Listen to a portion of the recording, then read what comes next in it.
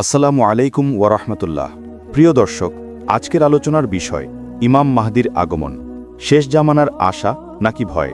ইসলামী ইতিহাসে এতে এমন এক বিষয় যা রহস্য, বিশ্বাস ও সতর্কবার্তায় ভরপুর। কিয়ামতের আগে যেসব বড় আলামত প্রকাশ পাবে তার মধ্যে অন্যতম হল ইমাম মাহদির আগমন। কিন্তু প্রশ্ন হল, তিনি কে, কোথা থেকে আসবেন এবং তার আগমন আমাদের জন্য আশা নাকি ভয়ের বার্তা? চলুন কুরআন ও হাদিসের আলোকে গভীরভাবে জানার চেষ্টা করি। ইমাম মাহদি শব্দের অর্থ হল সঠিক পথে পরিচালিত একজন। তিনি আল্লাহ তাআলার এমন একজন বান্দা যিনি শেষ জামানায় পৃথিবীতে ন্যায় ও শান্তি প্রতিষ্ঠা করবেন, যখন পৃথিবী অন্যায়, জুলুম ও অন্ধকারে ডুবে যাবে। রাসূলুল্লাহ সাল্লাল্লাহু আলাইহি ওয়াসাল্লাম বহু হাদিসে ইমাম মাহদির আগমনের কথা বলেছেন। তিনি বলেছেন, আমার উম্মতের মধ্য থেকে এক ব্যক্তি আসবে যার নাম হবে আমার নামের মতো এবং তার পিতার নাম হবে আমার পিতার নামের মতো। তিনি পৃথিবীকে ন্যায় বিচারে পরিপূর্ণ করবেন, যেমন এটি অন্যায় পরিপূর্ণ হয়ে গিয়েছিল। ইমাম মাহদির আগমন হবে এমন এক সময় যখন মুসলমানরা বিভক্ত থাকবে, জুলুম অত্যাচারে পৃথিবী ভারাক্রান্ত হবে এবং মানুষ আল্লাহর আইন ভুলে যাবে।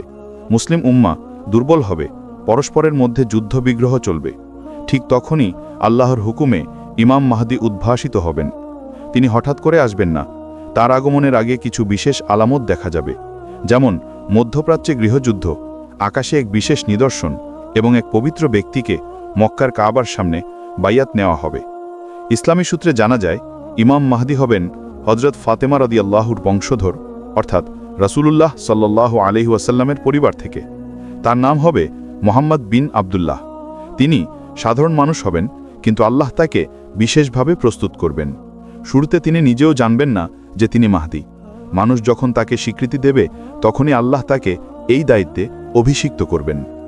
তার নেতৃত্বে মুসলমানরা একত্রিত হবে এবং তিনি ইসলামে খেলাফত পুনরুজ্জীবিত করবেন। তার সময় পৃথিবীতে ন্যায় ও শান্তি প্রতিষ্ঠিত হবে। তবে তার আগমনের সাথে সাথে বড় বড় ফিতনা দেখা দেবে। দাজ্জালের আবির্ভাব ঘটবে, ইয়াজুজ মাজুজের ফিতনা ছড়াবে এবং পৃথিবীতে অশান্তি চরমে পৌঁছাবে। তখন ঈসা আলাইহিস সালাম পৃথিবীতে অবতীর্ণ হবেন এবং মাহদির সঙ্গে মিলে দাজ্জালকে হত্যা করবেন। হাদিসে উল্লেখ আছে, ইমাম মাহদির শাসনকাল হবে প্রায় 7 বছর, আর কিছু বর্ণনায় বলা হয়েছে 9 বছর পর্যন্ত। তার সময় মানুষ এমন শান্তি অনুভব করবে যা আগে কখনো হয়নি। আকাশ থেকে বৃষ্টি বর্ষিত হবে, জমিন ফলপ্রসূ হবে, সম্পদে বরকত আসবে, কেউ কারোর প্রতি জুলুম করবে না এবং দান এত বেশি হবে যে কেউ দান গ্রহণ করবে না। এই সময়টাই হবে ইসলামী সভ্যতার এক নতুন উজ্জ্বল অধ্যায়। তবে অনেকেই প্রশ্ন করেন, ইমাম মাহদির আগমন কি আশা নাকি ভয়ের বিষয়? উত্তর হলো, এটা দুটোই। আশা, কারণ তার নেতৃত্বে সত্য প্রতিষ্ঠিত হবে, মুসলমানরা একত্রিত হবে, দুনিয়া আল্লাহর বিধানে চলবে। আবার ভয়ও, কারণ তার আগমনের আগে পৃথিবীতে যে ফিতনা, যুদ্ধ ও ধ্বংসযজ্ঞ ঘটবে তা হবে অভূতপূর্ব। মানুষ তখন বিপর্যস্ত থাকবে, ঈমান টিকিয়ে রাখা কঠিন হবে। শুধুমাত্র যাদের অন্তরে সত্যিকারের ঈমান ও ধৈর্য থাকবে, তারাই এই ফিতনার সময় টিকে থাকতে পারবে। রাসূলুল্লাহ সাল্লাল্লাহু আলাইহি ওয়াসাল্লাম আমাদের সতর্ক করেছেন যে শেষ জামানার ফিতনা থেকে বাঁচতে হলে কুরআন ও সুন্নাহকে দৃঢ়ভাবে আঁকড়ে ধরতে হবে। আমাদের উচিত প্রতিদিন তাওবা করা, নামাজে অবিচল থাকা, অন্যায় ও গাফলতি থেকে দূরে থাকা। কারণ ইমাম মাহদির আগমন হবে এমন এক সময়ে যখন মানুষ দুনিয়ার মোহে হারিয়ে যাবে। তাই আজ থেকেই আমাদের প্রস্তুতি নেওয়া উচিত, যেন আমরা তার অনুসারী হতে পারি, তার সৈনিক হতে পারি, তার পাশে দাঁড়াতে পারি। প্রিয় দর্শক, ইমাম মাহদির আগমন আমাদের জন্য এক বিশাল শিক্ষা। এটি শুধু ভবিষ্যতের ঘটনা নয়, এটি আমাদের ঈমানকে জাগিয়ে তোলার আহ্বান। আমাদের জানা দরকার, বিশ্বাস করতে হবে এবং আল্লাহর পথে ফিরে আসতে হবে।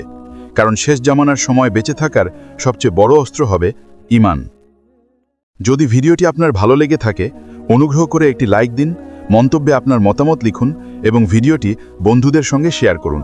ইসলামী জ্ঞান, রহস্য ও কিয়ামতের আলামত নিয়ে আরও এমন ভিডিও পেতে এখনই ফাইনাল আওয়ার কল ইউটিউব চ্যানেলটি সাবস্ক্রাইব করুন এবং পাশে থাকা বেল বা ঘন্টা আইকনটি অন করে দিন, যেন নতুন ভিডিও মিস না করেন। দেখা হবে পরবর্তী ভিডিওতে, ইনশাআল্লাহ।